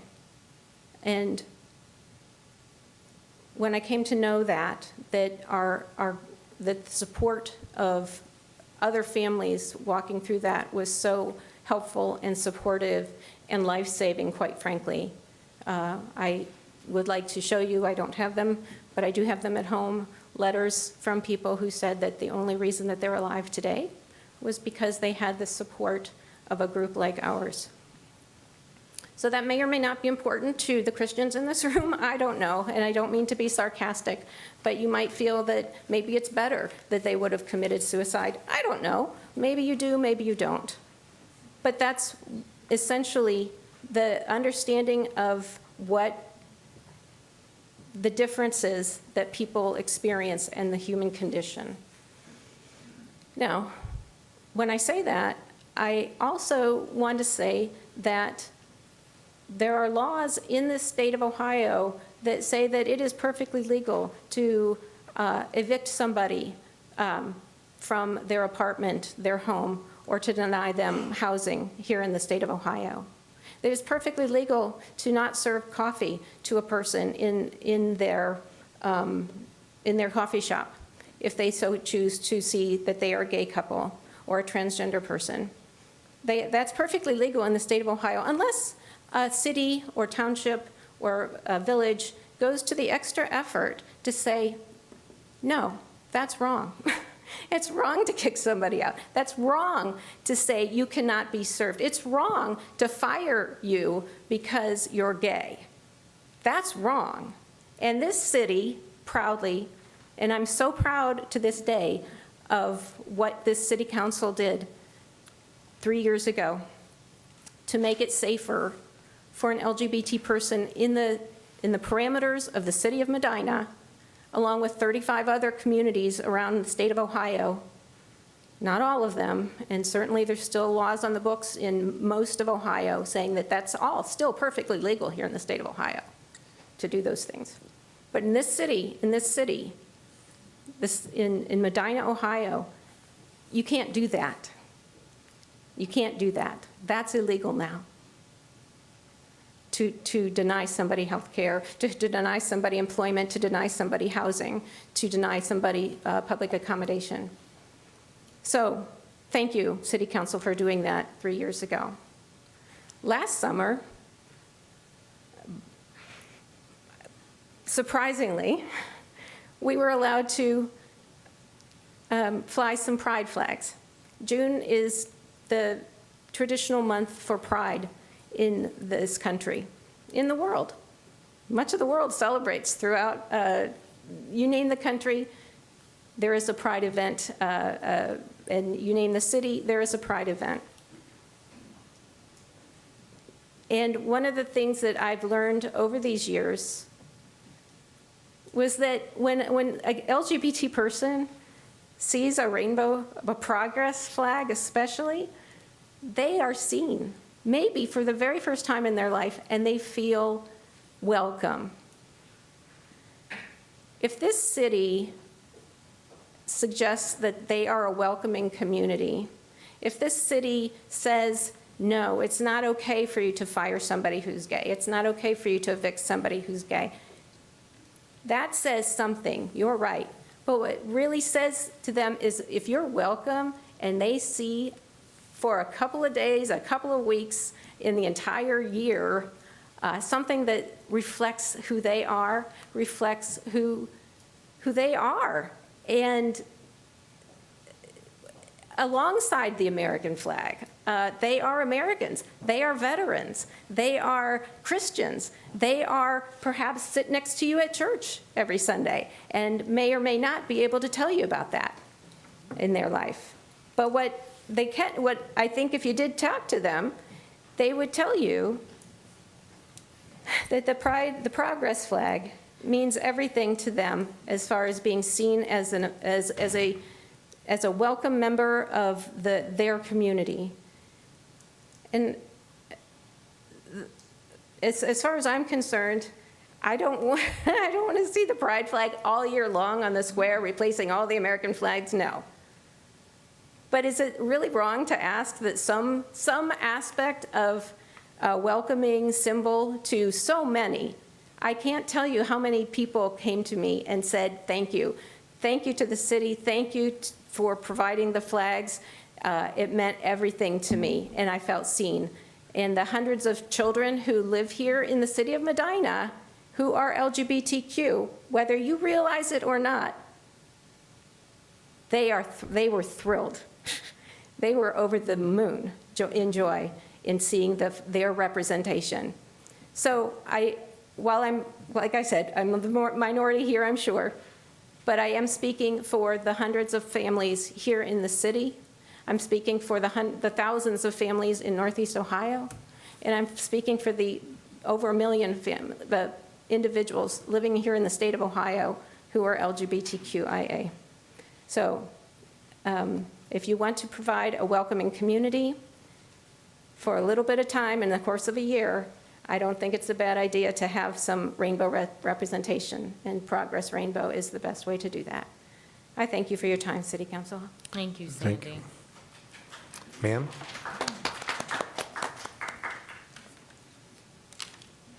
Hello, my name is Nicole Andrews, and I live at 229 West Smith here in Medina. And excuse me, I thought it was more important to be here than to dress the part, so I apologize. I'm really glad I came today. I haven't been to any of these meetings before, and excuse me if I'm emotional, but I thank you, Councilwoman Just, for explaining the progress flag. I hadn't heard that before. Medina is very diverse. I think one of the hard things about Medina is just not knowing. Things are scary to talk about, and just the difference between religion and state, and people are there's a real fine line there, and people think they have to be on a side. It sounds like we're going to be coming to a place where we're maybe deciding on some places where we can amend something to go forward. And I read this, and there's just a couple things that I have to comment on.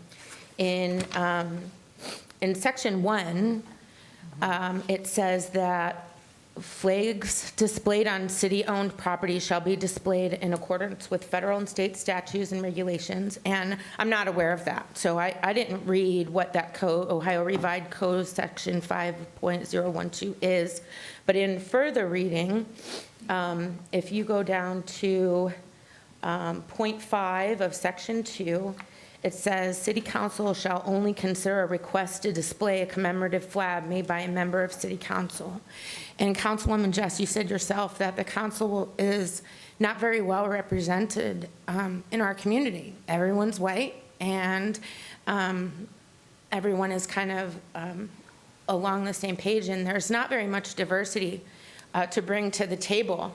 And so it would be maybe a suggestion to allow people from our community to make those suggestions versus people who might not think of others, groups of people.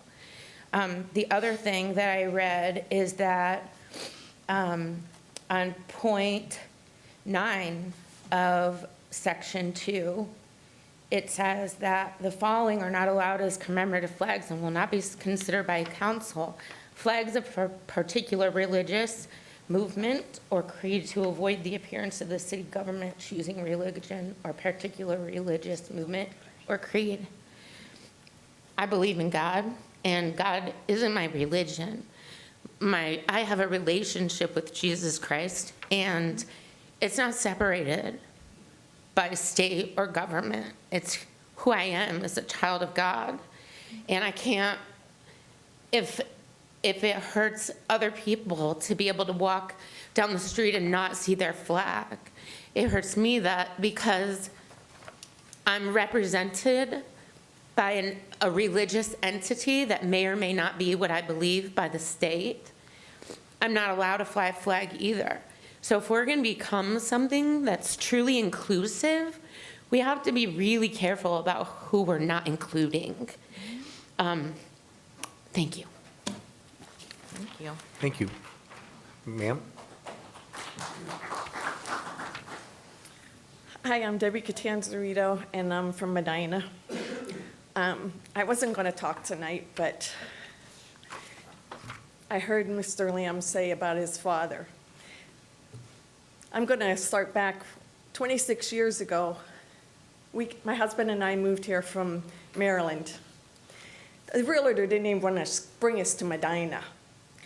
And I kept saying to my husband, I've heard of Medina. I said, let's check it out. So when she dropped us off, we jumped in the car, a rental car, drove down to Medina, and we drove into the square. And I looked at my husband, and I'm not a real decisive, quick person to make a decision. And I looked at my husband and I said, we're gonna live here. It was simple. The square was simple. It had the American flag. My father landed on D-Day on Omaha Beach. The flag means a lot to me. I have a brother who's disabled from fighting in Vietnam. The flag means a lot to me. It should mean a lot to everybody. The American flag. Why do we need other flags that are going to cause diversity? Why muddy that water? Why not just have the flag that represents, just like these other people had said before me, that represents America? And let them know that Medina is a city that lets you have a choice. It doesn't need to be ran down your throat that, you know what, this is a flag where I'm flying because this is our agenda. Because you know what, you're going to leave some people out. So why put something up there that's going to cause maybe the city more problems? Why, like the other gentleman said, why be spending money on litigation to prove a few people's point? I love everybody. I'm a Christian, and I too, I serve Jesus Christ, first and foremost. So it's amazing. It just, I'm not shaking anymore. But you know what? I love everybody. Everybody has their opinion. That doesn't mean I have to agree with it. They don't agree with mine, and it's sure impressive that we got a little lecture tonight on what some people's opinions are. And you know what? I came here to say, I don't care what flag it is at this point. Why cause diversity? Why cause people to be divided? Why cause people to go home and talk and say, well, you know, why not make it simple? Why not just keep it simple? And if you want to, on your house, fly whatever flag. I didn't come here tonight because it was an LGBT flag issue. I came here because it's a fly in the flag, and you're going down a slippery slope when you start letting special interests come in and say, I want this flag and I want that flag. Because who's going to choose? 7 people. You 7 people right now think that you're going to make the right decision. But what about the next 7 people that come after you? Are they going to make the right decision? Are they? So I came here tonight just to be quiet and to be supportive, but I wanted to know, I love Medina. I love Medina. This is my home. But when other people come in, they don't need a flag to know that they're welcome. There's laws and rules out there for all of that they're discriminated against that will protect them.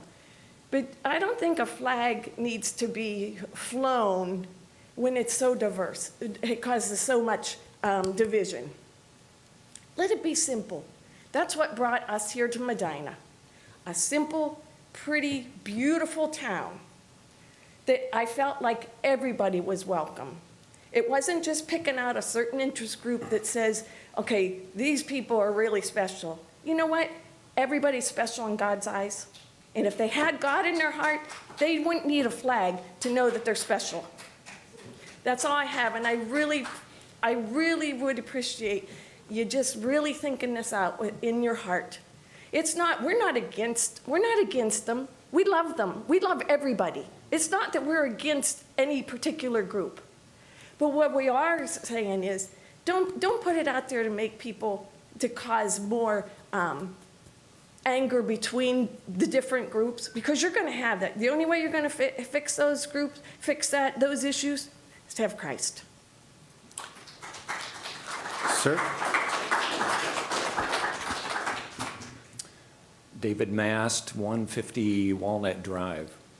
The one thing that I just wanted to stress is that, you know, there's a difference between acceptance, inclusion, and respect versus celebration.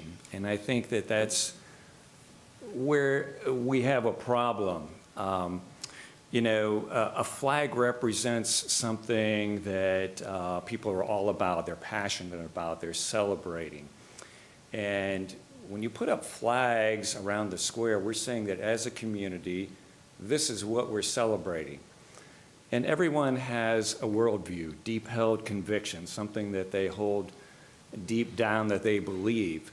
And so if you're going to put a flag up saying that we're supporting this, you're obviously not going to represent the population as a whole. And I'm a lifelong resident of Medina. And, you know, I just don't think that that's who we are and that we can say who we are by putting a certain flag up. Certainly, we respect, you know, everybody in our community. We love them. And, well, if I probably go any further, I'll get off on a rabbit trail. But that's kind of what I wanted to say is, you know, there's no question about respect and appreciation and acknowledgement even of every person in this community, whatever their beliefs and so forth. But to ask us to celebrate and to join in is not something I believe that we should be made to do. Thank you. So to try to wrap up the meeting, does everybody, I mean, we heard a lot from the public, we heard a lot from various, every member of council. Do we still want to move forward with trying to put something in place that governs banners and governs flags, governs the use of public property? I think we need something because we have Yes. nothing right now. And We need something. We need something to give some guidelines of what to do. Otherwise, we just do nothing and just anybody do what they want. I mean, I don't think that's the appropriate decision to have. We need to make a decision as a group to govern all those, you know, the banners, whether it be the fair, whether it be bicentennial that we had, and, you know, the marketing pieces that Kimberly talks about.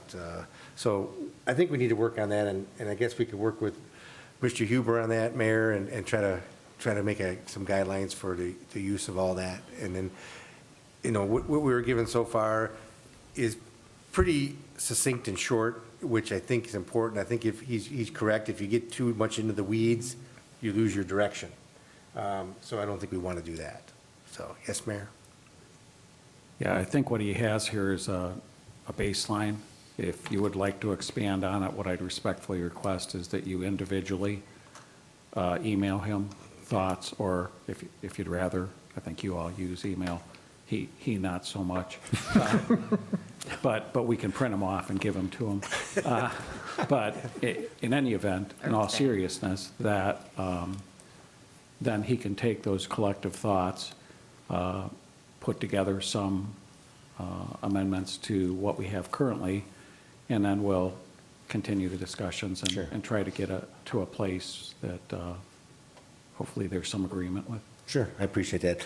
Okay, anybody, you want last question? Anybody have last? Go ahead. Okay. So what are we talking about taking a look, are we talking about taking a look at this ordinance to see what suggestions we have to rework parts of it? Yeah, I believe so. We're not talking about passing it tonight, then? No, we're not Okay. passing it tonight. Okay. I don't think we're in a position to Okay, do that. I mean, I think that we need to take a hard look at exactly how this is, because particularly for me, it is about who makes the decision, and that we really take into account the other things that this would entail, because it's important that we have a guideline, but that we don't leave things out. So I think we'd be much better suited, I think, if we do what the mayor was talking about, what you're talking about, then to go back and take a look at it again and see if we can make those adjustments and come back and get something more workable. Yep. Mr. Rose? Thank you, Mr. President. I just want to thank everybody for being here and for your comments. It was obvious that for a few of you, it was a struggle to go up there and speak in public, but thank you for taking that courage. Okay, with nothing else, then, this meeting is adjourned.